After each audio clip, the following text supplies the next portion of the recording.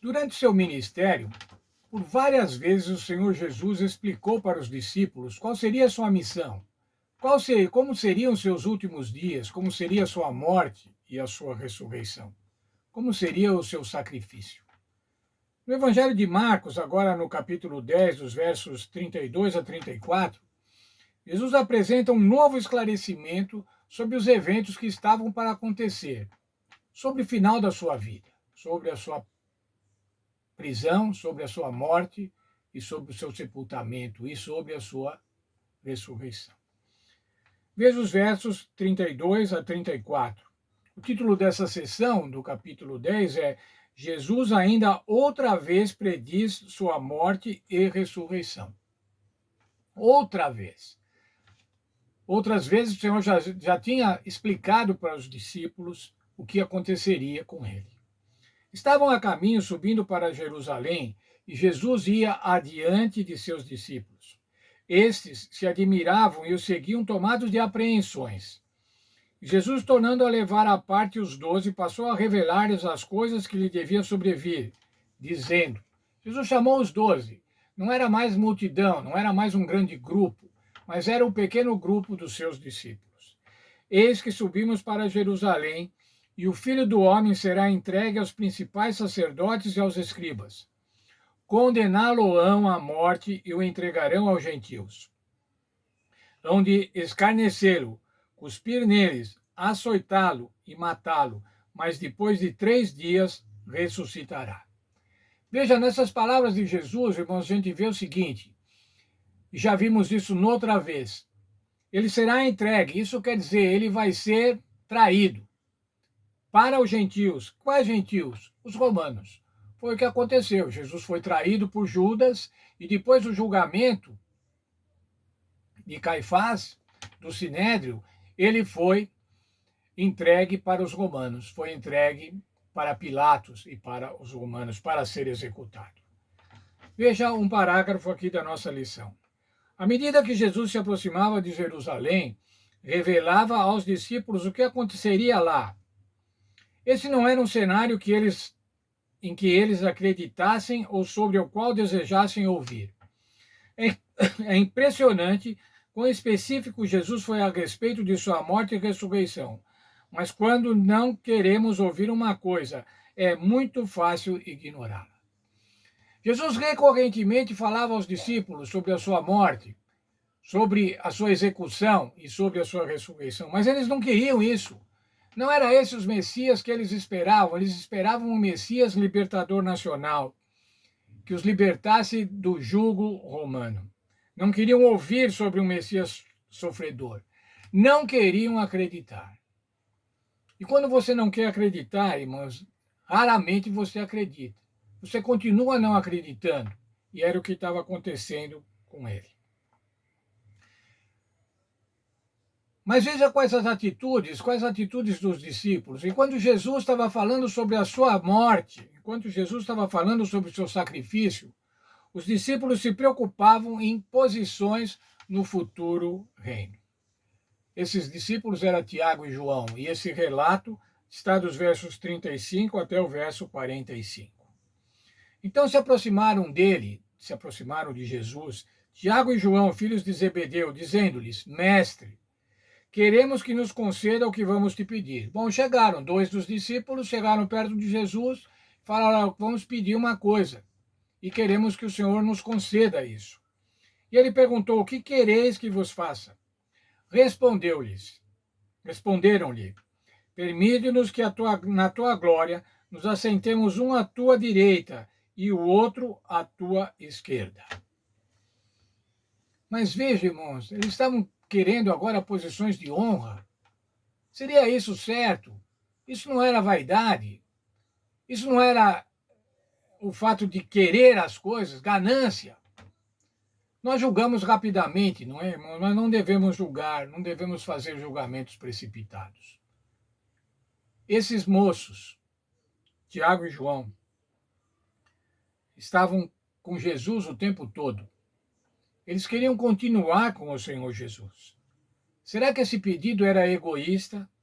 Afinal, eles vinham se dedicando ao ministério do Mestre. É possível, irmãos, que eles quisessem realmente ficar perto do Senhor Jesus e não tivessem buscando posições de glória, posições de superioridade, mas que eles quisessem ficar perto do Senhor Jesus. Agora o Senhor Jesus, então, vai responder a eles. Mas Jesus disse: Não sabeis o que pedis. Podeis vós beber o cálice que eu bebo, ou receber o batismo com que eu sou batizado? Disseram-lhe: Podemos. Tornou-lhes Jesus a dizer: Bebereis o cálice que eu bebo e recebereis o batismo que eu sou batizado. A pergunta de Jesus e a profecia de Jesus. Junto com a pergunta de Jesus, logo veio a profecia do Senhor Jesus acerca do futuro de João e de Tiago. O que era o cálice? Podeis beber do cálice que eu bebo, isso quer dizer, vocês podem sofrer o sofrimento que eu vou sofrer, e esse sofrimento era o sofrimento do Getsemane e o sofrimento da cruz. E o batismo, vocês poderão receber o batismo que eu vou receber, e esse batismo significava a morte e o sepultamento do Senhor Jesus. Tiago e João, no entanto, não perceberam isso. De modo leviano, responderam que eram capazes. Jesus então proferiu que eles beberiam o seu cálice e seriam batizados com o seu batismo. O que aconteceu com eles, irmãos? Tiago foi o primeiro dos apóstolos a morrer como mártir. Isso está no livro de Atos, no capítulo 12, no verso 2. João foi o que viveu mais tempo entre os apóstolos e foi exilado em Patmos, lá onde ele escreveu o Apocalipse. Mas Jesus indicou que os lugares de glória são estabelecidos por Deus. Como que Jesus indicou isso? Veja lá. Quanto, porém, o assentar-se à minha direita ou à minha esquerda, não me compete concedê-lo, porque é para aqueles a quem está preparado. É o Senhor Deus que vai dizer aonde vão se assentar cada um, ou à direita, ou à esquerda, ou junto. Quem é que vai ser salvo? Ouvindo isso, indignaram-se os 10 contra Tiago e João. Sim, eles ficaram agora indispostos com Tiago e João. Como é que nós aqui somos 12, somos uma equipe, e Tiago e João vão lá pedir para serem especiais? Se indignaram, se enraiveceram, ou ficaram com inveja.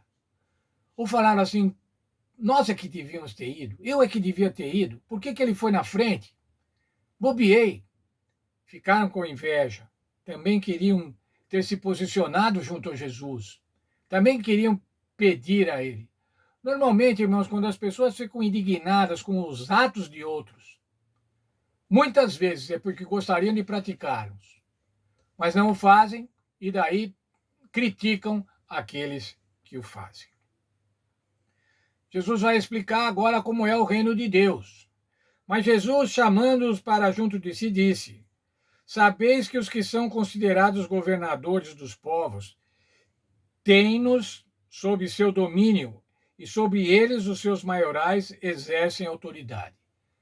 É o que acontece, irmãos, não é como nós estamos submetidos ao governo, aos poderes constituídos, às lideranças. Mas entre vós não é assim. Pelo contrário, quem quiser tornar-se grande entre vós, será esse que vos sirva.